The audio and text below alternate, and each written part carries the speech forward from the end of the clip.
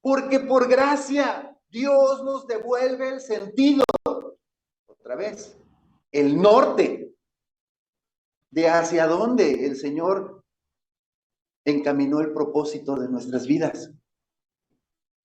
Es un privilegio ser parte de la familia de Dios. Estamos en Efesios capítulo 2, versículos 19 y 20. Así que ya no somos extranjeros ni advenedizos, sino conciudadanos de los santos y miembros de la familia de Dios, edificados sobre el fundamento de los apóstoles y profetas, siendo la principal piedra del ángulo, dígalo fuerte,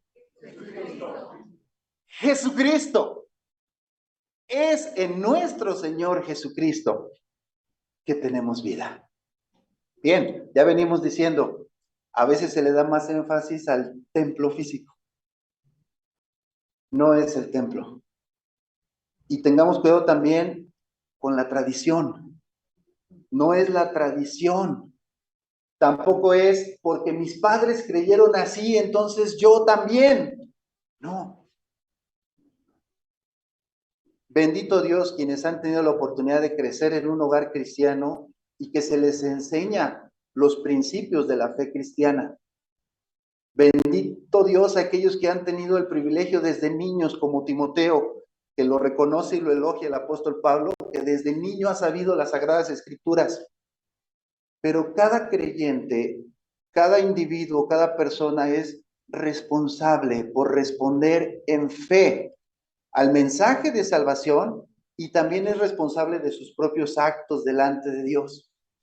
Aquí no es como en este juego de niños, 1, 2, 3 por mí, por todos mis amigos. No es yo ya creí, entonces todos. Hay quienes han malinterpretado este pasaje en donde el Señor promete al carcelero, cree en el Señor Jesús y serás salvo tú y tu casa. Y hay algunos que lo han estirado tanto al grado de decir, yo ya creí, Dios ha prometido que todos los de mi casa serán salvos. Bueno, entendamos ese pasaje en su contexto correcto y está hablando de que ese mismo día lo llevó a su casa, ahí se predicó, todos oyeron y todos se convirtieron y se arrepintieron. Cada persona es responsable de responder al mensaje de salvación. Hay muchos hijos que van creciendo en la fe y las enseñanzas y tienen ese privilegio de tenerlas.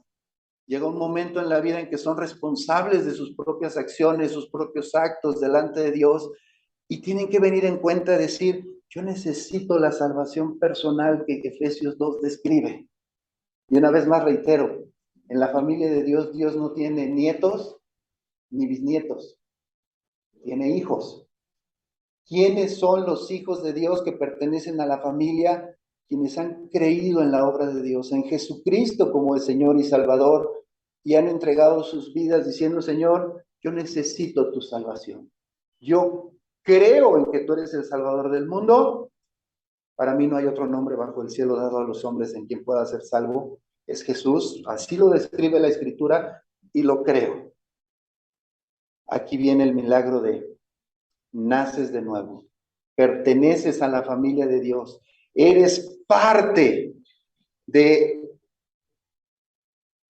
este cuerpo que el Señor ha establecido. Y reitero, no es un edificio físico, no es una estructura humana organizacional.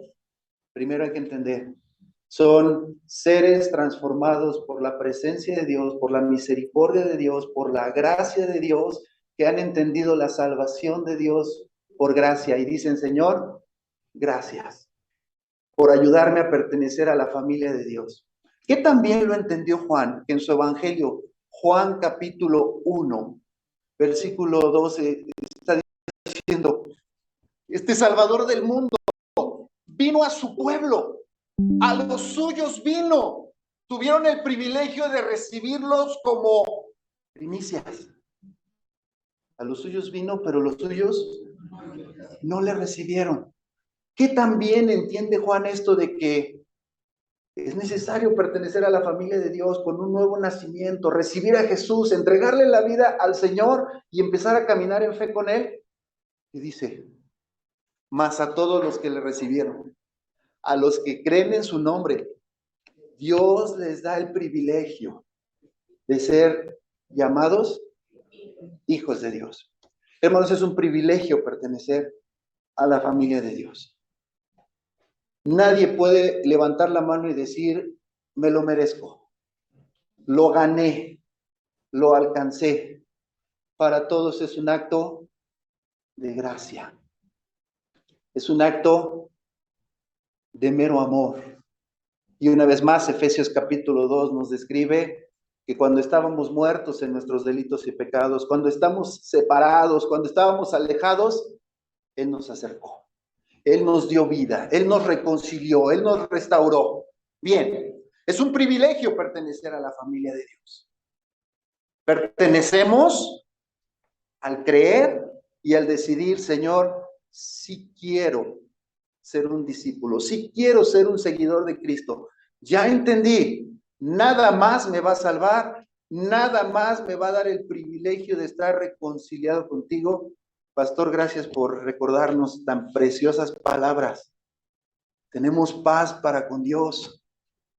Tenemos paz para con Dios por medio de la obra de Cristo. El que lo entiende, que sus pecados son perdonados por la gracia de Dios, haya esta paz. Ya no más enemistad con Dios, ya no más estar luchando en contra de la voluntad de Dios, sino ahora, Señor, sí quiero hacer tu voluntad, y eso nos llena de paz. Gloria a Dios. Ahora, pertenecemos a la familia de Dios y tenemos que entenderlo como es un privilegio. ¿Para qué? ¿Para qué pertenecemos a la familia de Dios? Bueno, quisiera ilustrar la importancia que Dios da a la comunidad, a la comunión, con dos pasajes del Antiguo Testamento. El primero es el Salmo 133. El Salmo 133 habla en un contexto de familia, pero mayormente lo hemos aplicado en el contexto de la familia espiritual, la familia de la fe. Miren, vayamos al Salmo 133 y leamos. Es un salmo pequeñito, Salmo 133, dice de la siguiente manera: mirad cuán bueno y cuán delicioso es habitar los hermanos juntos en armonía. Es como el buen óleo sobre la cabeza, el cual desciende sobre la barba de Aarón, y baja hasta el borde de sus vestiduras, como el rocío del Hermón que desciende sobre los montes de Sión, porque allí envía Jehová bendición y vida eterna. Es muy interesante el Salmo 133. Trae un par de ilustraciones. Una tiene que ver con la atuenda sacerdotal, uno tiene que ver con la responsabilidad de Aarón, en este caso, que era el sacerdote o el representante sacerdotal, y habla sobre el buen óleo que desciende de la cabeza a la barba y hasta el borde de las vestiduras. Es una ilustración que está hablando de, hay una bendición para todo el cuerpo. Ojo, pertenecer a la familia de Dios. El apóstol Pablo me encanta cómo lo ejemplifica en el Nuevo Testamento, hablando de todos somos miembros de un cuerpo y todos tenemos una participación importante. No importa en un sentido qué posición tengas o qué hagas. Nuestra participación es importante porque somos miembros de un cuerpo, de un conjunto. Nótese, por favor, la importancia de comunidad versus individualismo. Hoy somos muy bombardeados con el concepto de autorrealízate, con el concepto de alcanza tus metas, tus logros. Hermanos, eso es egoísta y es anticristiano. Y espero que al concluir este punto tú entiendas por qué. La segunda ilustración que usa el Salmo 133 es el rocío que baja sobre los montes de Sión. Pregunto, ¿qué es el rocío?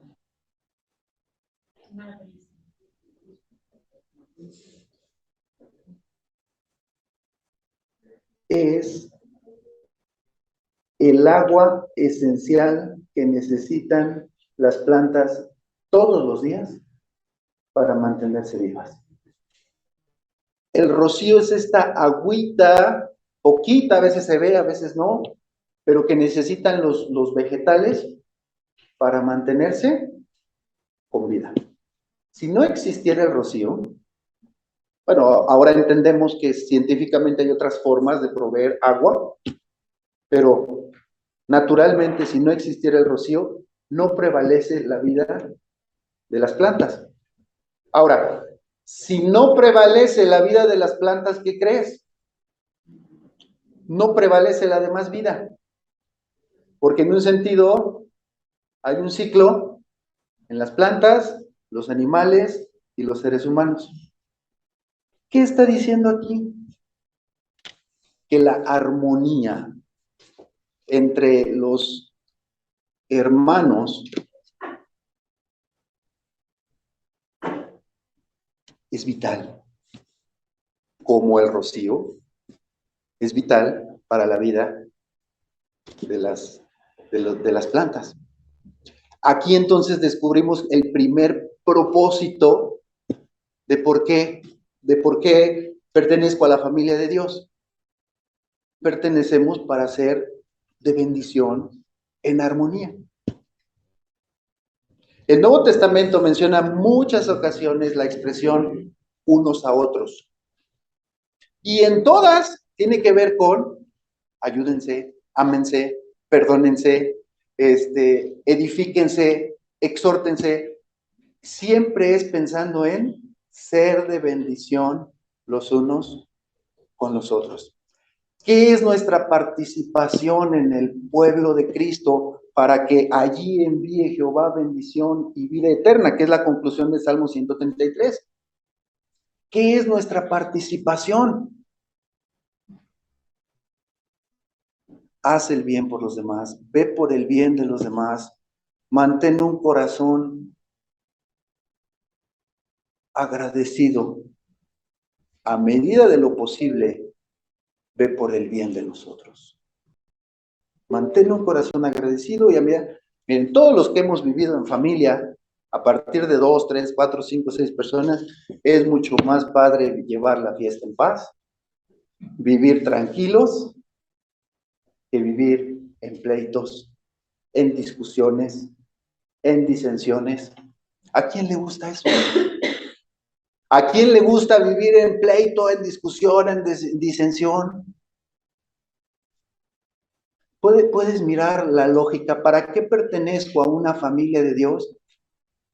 Para ser de bendición, no para ser piedra de tropiezo. Hay una advertencia de Jesús en el Nuevo Testamento diciendo, el que hiciere caer a uno de estos mis pequeñitos. Fíjense la advertencia y la exageración que Jesús utiliza para llamarnos la atención. Mejor le sería que se pusiera en el cuello una piedra de molino y se echara y se lanzara. Ahora entendamos la ilustración. ¿Qué es esta piedra de molino? La que usaban para moler, y animales de carga tenían que estarle dando vueltas con un palo grande, pero es una piedra de toneladas, no es una piedrita, es una piedra que pesa toneladas. Esta exageración que está haciendo el Señor aquí es para llamar nuestra atención. ¿A qué? No fuiste llamado a pertenecer a la familia de Dios para ser de maldición, para ser de tropiezo, para ser de caída, para generar problemas o conflictos. Fuiste llamado a la familia de Dios para aportar con tu presencia. Mira, si ya eres parte de la familia de Dios, la Biblia dice, el Espíritu de Dios mora en tu corazón. Y la Biblia dice también que Dios te dotó de dones. Al menos uno. Si no lo has descubierto, yo te animo en el nombre del Señor a que ores y le digas, Señor, ¿qué don espiritual me diste? Ahora, No solamente eso, tal vez no has descubierto tu don espiritual, pero sí tienes talentos y virtudes. Y esos talentos y esas virtudes, puestos al servicio de Dios y para la gloria de Dios, son un instrumento en las manos de Dios para bendición de otros. Mucha gente piensa que solamente podemos ayudar a otros con los bienes materiales o con el dinero. Eso está muy limitado, hermano. Sí es importante y es necesario en esta vida, pero si pienso que solamente con el dinero ayudo a otros, estoy limitando el concepto que tengo a algo muy pequeño. No son los bienes materiales y no son las riquezas lo que trae bendición a un cuerpo de Cristo. Te voy a decir qué es la disposición a amarse los unos a los otros.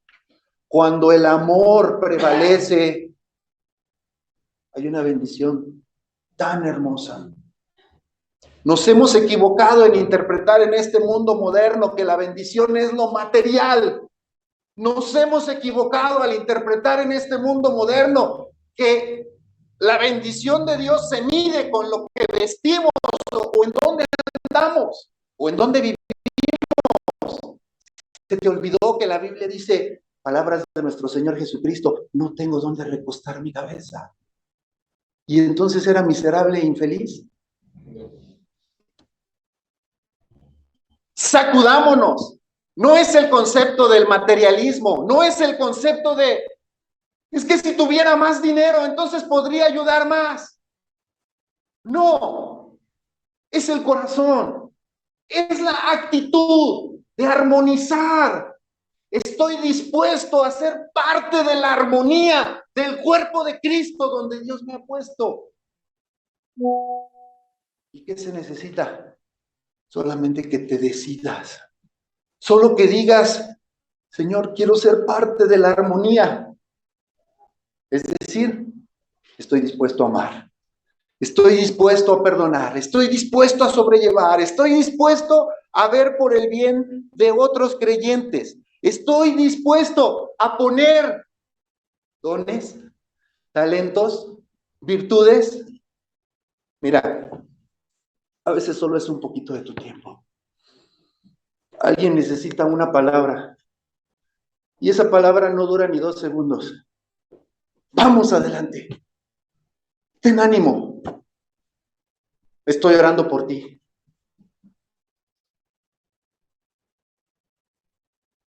Los hermanos en la fe nos necesitamos unos a otros, hermanos.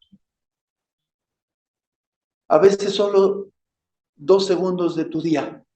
Mándale un WhatsApp a esa persona a la que no has saludado en tanto tiempo. Y salúdala con buen corazón. Actitud. Actitud de amar. ¿Qué necesitamos hacer? Tener la actitud correcta. Bien. Voy ahora entonces al segundo ejemplo en el Antiguo Testamento. Hay una historia que es sorprendente en la historia de la salida del pueblo de Israel. Cuando el pueblo de Israel sale de Egipto y son sacados de esta esclavitud y son llevados por el Señor a cruzar el mar de una manera milagrosa en donde el Señor solo les pidió fe. O sea, crean en lo que voy a hacer, viene el milagro portentoso de que el mar se abre y claro, ahí es, vayan, caminen, ¿no? Entonces tienen que cruzar, pero en un sentido, en este primer milagro el Señor les muestra su gran poder y solo requirieron de fe. Más adelante, el Señor ya está enseñando otras cosas como que Él es el que provee, con el asunto del maná, con el asunto del agua, de la roca, y que ellos tienen que depender de Él. Y hay un momento muy interesante en la historia de la salida del pueblo de Israel, en donde son atacados por los amalecitas. Miren, Deuteronomio capítulo 25, versículo 17, 18 y 19. Deuteronomio 25 nos narra un poquito acerca de esta historia. Dice, acuérdate de lo que hizo Amalec contigo en el día del camino, cuando saliste de Egipto. de cómo te salió al encuentro en el camino y te desbarató la retaguardia de todos los débiles que iban detrás de ti, cuando tú estabas cansado y trabajado y no tuvo ningún temor de Dios.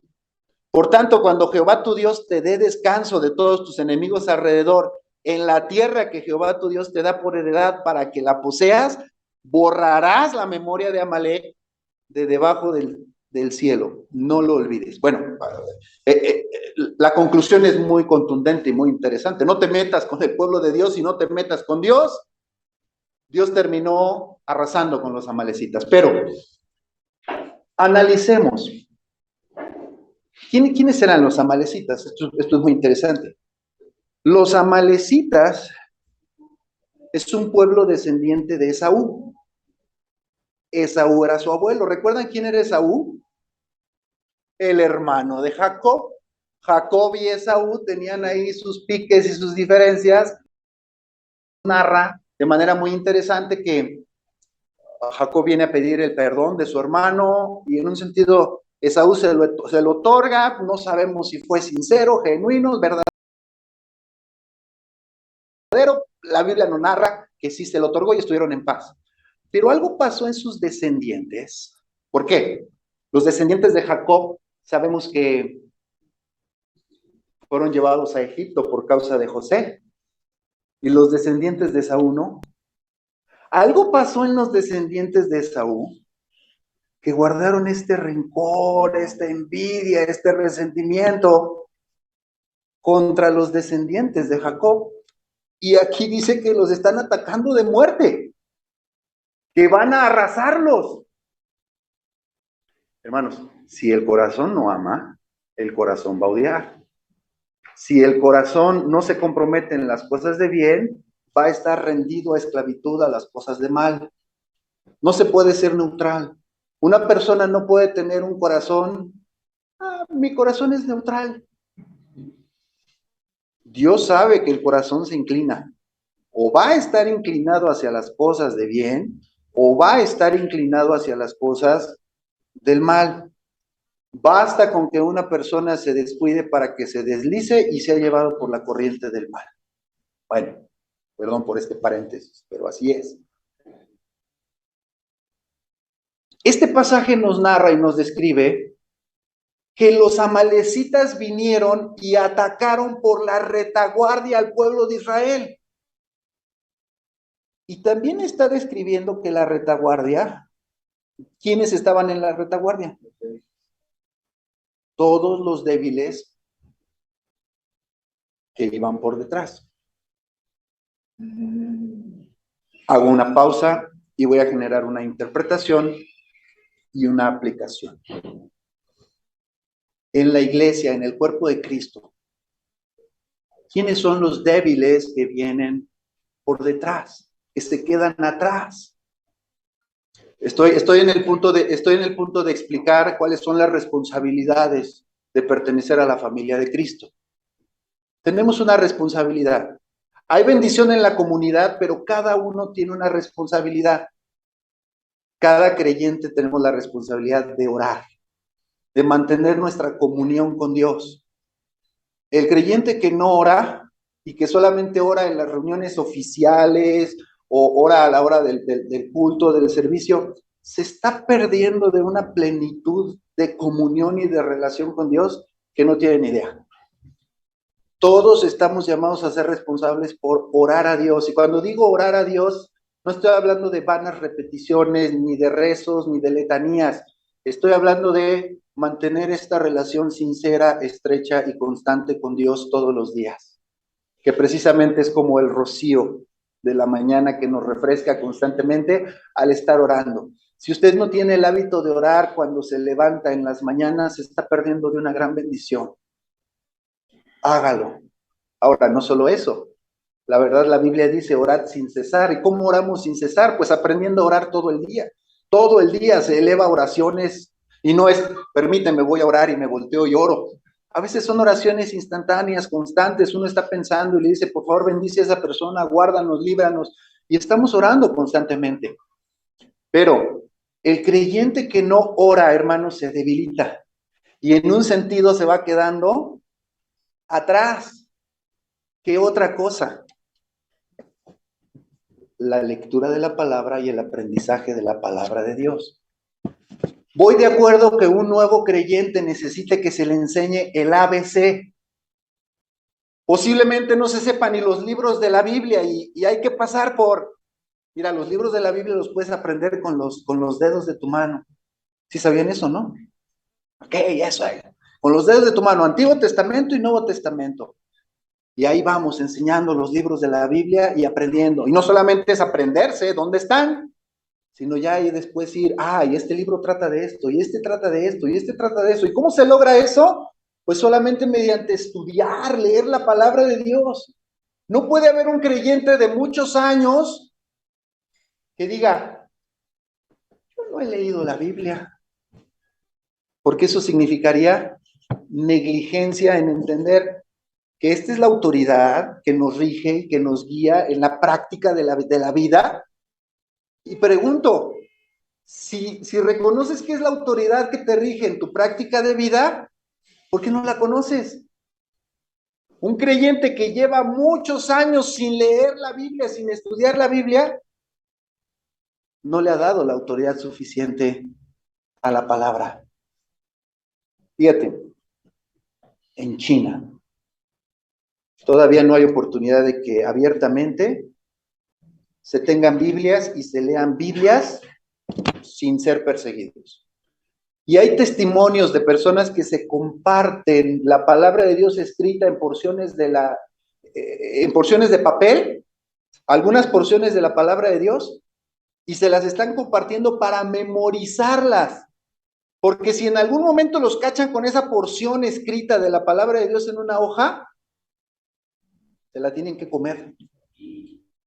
O sea, el papel lo agarran para que no haya una seña.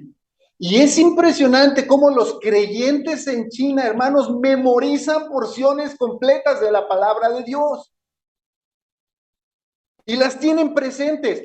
Y no tienen una Biblia física en sus manos. Aquí puedo recordar el testimonio del etíope que le dice a Felipe, por favor, explícame. Aquí tengo este rollo. Al etíope le debe haber costado bastante, ¿eh? O sea, tener una porción del rollo no era, lo compré en el puesto de revistas de aquí de la esquina. No, le debe haber costado bastante tener esa porción del rollo. Y qué hermoso que tiene la actitud de decir, explícame, enséñame. El creyente que tiene la actitud de corazón, sí quiero aprender la palabra de Dios, ya entendí, es esa lámpara que ilumina mi camino, es esa lumbrera. Es lo que me hace sabio aprenderlo, entenderlo. La gente cree que la sabiduría se adquiere en lo secular. La sabiduría se adquiere en la palabra de Dios. Ahora, ¿quiénes van a ser esos rezagados dentro de la familia de Dios? Los que no han pasado o no pasan tiempo atesorando la palabra, estudiando la palabra, escudriñando. Mira, en esto no te preocupes. Dios no te llama a ser erudito. Algunos me dicen, pastor, es que yo no sé leer o no leo bien. Leo alguna porción y no le entiendo nada. Mi respuesta siempre es, esfuérzate en la disciplina, mantente. Después de 2 meses que lo estés haciendo todos los días, hablamos. En todos los casos, quien me hizo caso los 60 días de leer, me dice, ya estoy entendiendo más. Hermanos, también es un asunto de actitud de corazón. Tengo la actitud de verdad de atesorar y aprender la palabra de Dios. O me han pasado los meses y los años y he descuidado el aprender de la palabra de Dios. Por eso el título de este sermón es No te quedes atrás. Como en el caso que estamos leyendo, que los amalecitas vinieron por la retaguardia y atacaron a los que se habían quedado atrás. El ataque va a venir a los más débiles.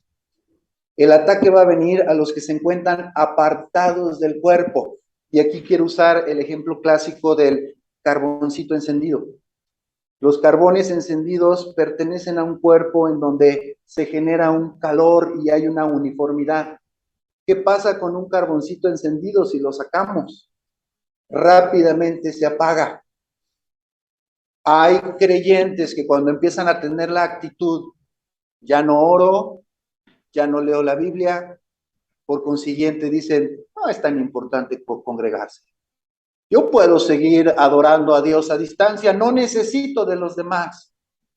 ¿Y qué creen? Es como un barquito que pierde su ancla bien acallada a la orilla y que de pronto las olas se lo empiezan a llevar. Y no va a ser para bien.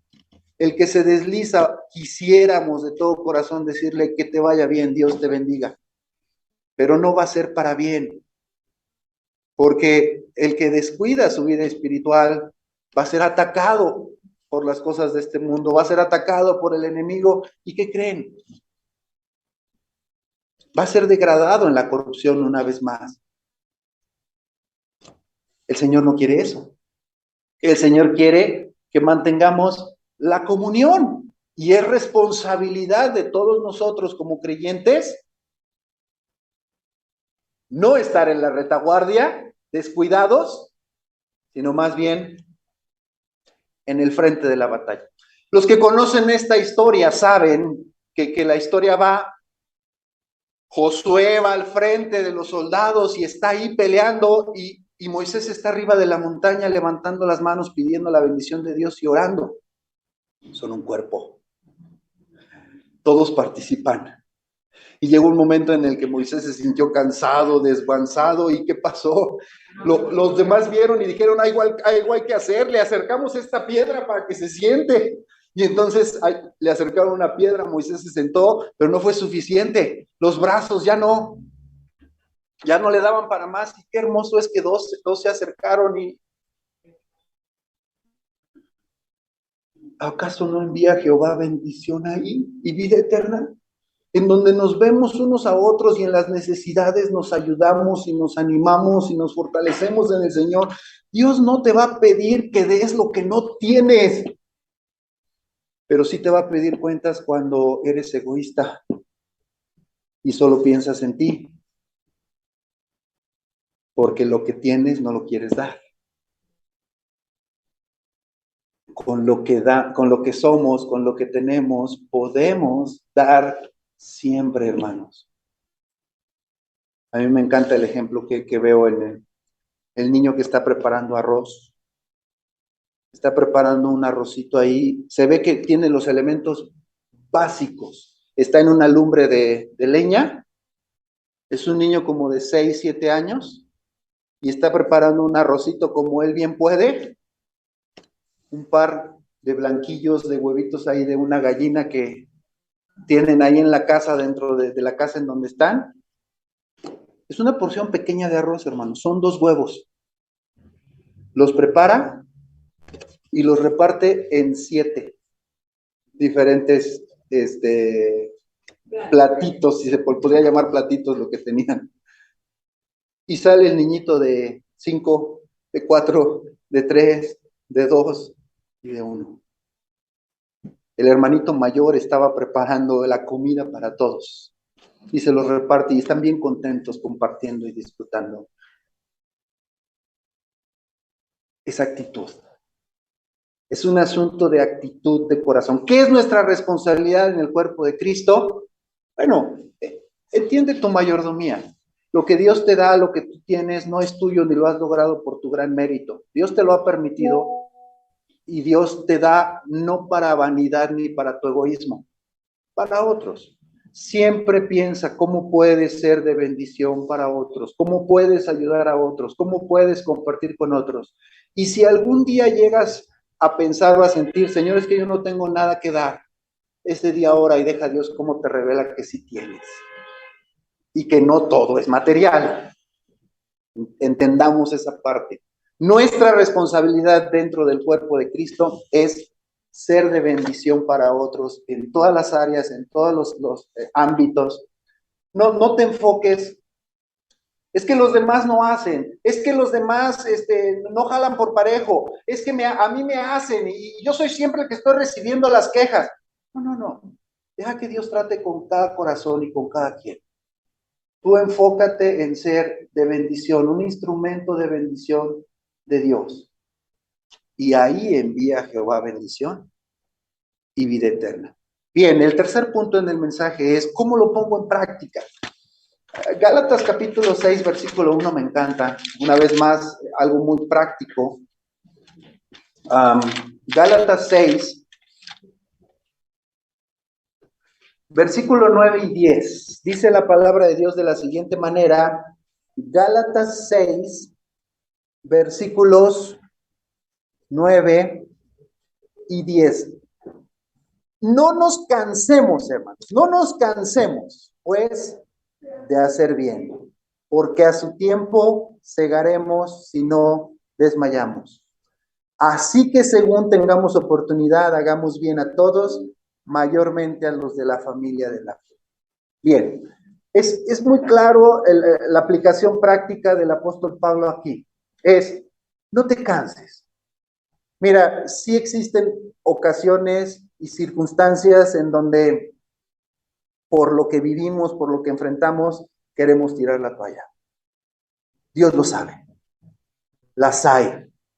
Y a veces con una razón grande. Te decepcionaron, te desanimaron, te defraudaron.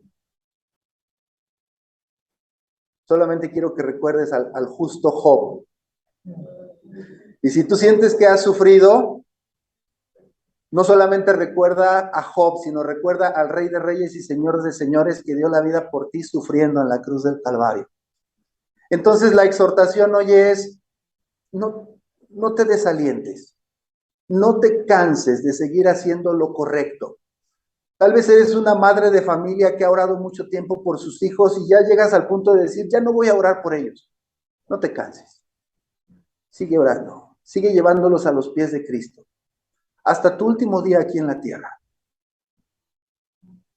Tal vez eres una persona que dice, pastor, yo me siento identificado con todo lo que ha predicado. Yo me he esforzado por hacer cosas de bien por todos, pero estoy cansado.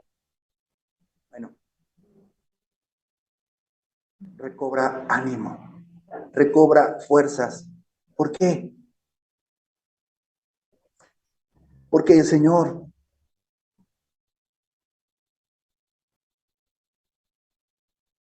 va a decir estas palabras muy pronto. Bien, buen siervo y fiel. Hermanos, la fidelidad tiene un precio. No se trata de compararnos con los demás, no se trata de ver quién ha hecho más, quién ha hecho menos, no se trata de decir, ay, pues yo soy más bueno que el mocha orejas. Yo creo que sí me merezco el perdón de Dios. Pero tal vez eres más malo que la Madre Teresa de Calcuta. ¿Y eso qué? Cuando nos comparamos con otros, casi siempre nos comparamos con el que es peor que nosotros y nos autojustificamos. No hagas eso. El buen cristiano obra lo correcto, hace el bien porque ama a Dios, porque eso es lo que Dios le pide. Así se encuentre solo haciéndolo. Por eso, una vez más, te digo, no te canses. Alienta tu corazón. Vas por el camino correcto. No claudiques. La promesa del Señor es el que anduviere por este camino, camino de bien, camino de santidad.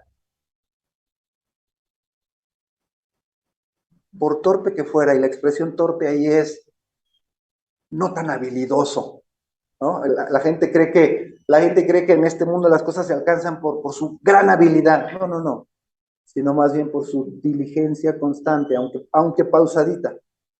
Dice, su pie no resbalará. La promesa del Señor ahí está. El camino del Señor es camino de bien, camino de bendición, camino de paz. Y nos llama a todos a que practiquemos eso. Y la promesa ahí está. A su tiempo segaremos si no desmayamos. Quiero terminar este mensaje con el ejemplo de una pareja misionera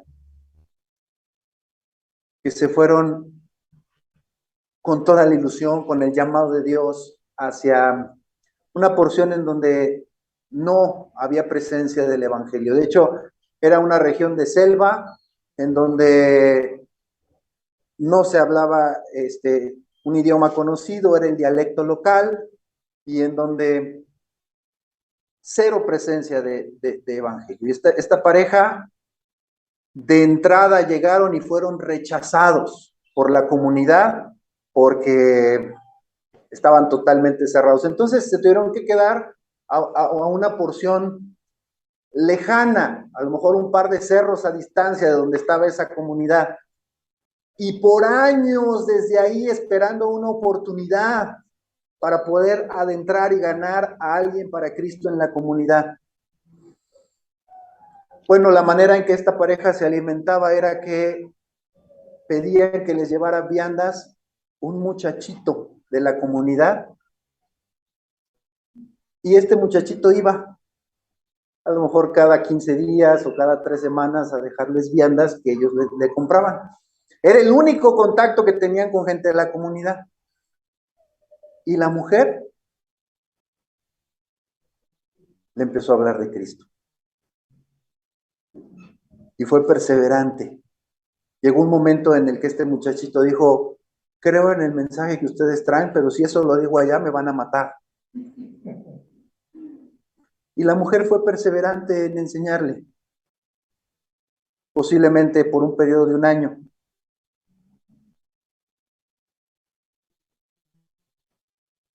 La mujer estaba embarazada y tuvieron que salir.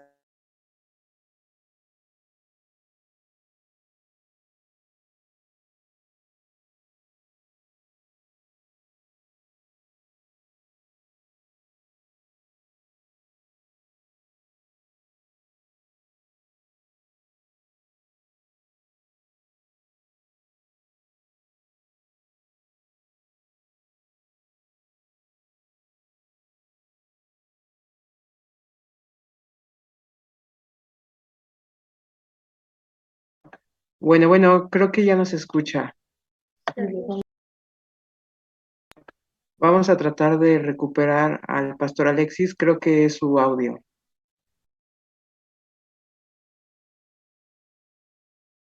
Bien. Bueno, para no hacer la historia larga, pasaron 30 años.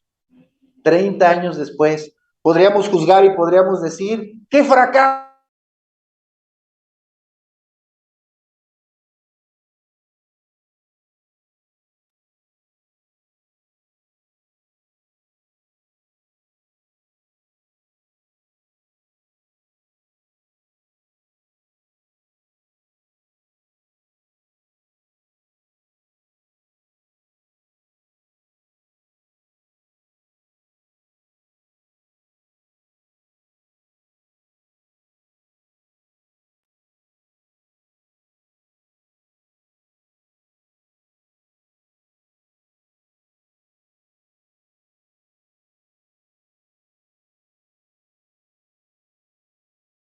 Bueno, pastor Alexis. Seguía con el resentimiento y con la amargura. Y ella le dice: yo soy esa hija que te nació allá. Y vengo a decirte que valió la pena. El hombre con lágrimas en los ojos la abrazó, le pidió perdón y glorificó el nombre de Dios. Hermanos, la obra no solo está en lo que se ve, la fidelidad del cuerpo de Cristo. No olvidemos, donde están 2 o 3 reunidos en su nombre, Él está en medio de ellos. Señor, es un privilegio aprender de tu palabra. Es un privilegio, Señor, entender que hay una obra que tú sí ves, que tú haces, y que nuestros ojos, Señor, tan limitados, tan finitos, a veces nuestro criterio, nuestro mal juicio, nuestro mal entendimiento, no alcanza a ver. Señor, hoy reiteramos una vez más: tú no te equivocas. Antes todos nosotros nos equivocamos antes. Tu palabra es fiel, tu palabra es verdadera. Y has dicho, Señor, que es un privilegio y una bendición pertenecer a la familia de Dios, a la familia de la fe. Señor, hoy estamos aquí y quien me está escuchando, gracias por pertenecer a una familia de fe. Y si hay alguien que no siente esta pertenencia o que no sabe, yo ruego, Señor, le guíes a participar de una comunidad de fe, por pequeña que sea, pero que sea viva, creciente y tu presencia esté ahí. No nos permitas pensar que solos o que independizados, que no necesitamos. Danos esta virtud de entender que hay bendición en cómo tú has establecido las cosas. Y Señor, también cada uno de nosotros tenemos mucho que dar. Danos el corazón correcto. Comienza con la actitud de decir, quiero ser de bendición, quiero ser utilizado para bien. No quiero estar en cosas que deshonran y desagradan el nombre de Dios, desde pecados ocultos o cosas en donde me he visto involucrado en pleitos o problemas con otras personas, aún dentro de la fe o de las iglesias. Señor, no, eso no. Hoy te pido por favor una vez más, me perdones, me limpies, me restaures. Y como leímos en este último versículo, Señor, anima mi corazón, avívame por ser parte de tu obra en la familia de la fe. Quiero ser un instrumento fiel, obediente. Finalmente, si alguno me escucha y no tiene la seguridad de haber nacido de nuevo, no tiene la seguridad de ser parte de la familia de Dios, hoy Dios quiere dártela y te invita. El único requisito es que creas en el Hijo de Dios que vino a este mundo a dar su vida por ti, para que no te pierdas, precisamente para perdonarte tus pecados y darte una nueva vida, un nuevo comienzo para su gloria y para su honra. Si este es tu caso, solamente ríndele tu vida, entrégale tu corazón y di, Señor, quiero aprender a caminar contigo. Basta ya el tiempo que no he sido dispuesto a seguirte, a conocerte, a caminar. Y hoy, Señor, haz este nuevo comienzo en mi vida, te lo ruego, en el nombre de Jesús. Amén. Amén. Hermanos, hay gozo en el cielo, hay fiesta en el cielo, dice la palabra de Dios, cuando un pecador se arrepiente. Estoy seguro, hoy hay fiesta. Que Dios les bendiga, amados hermanos.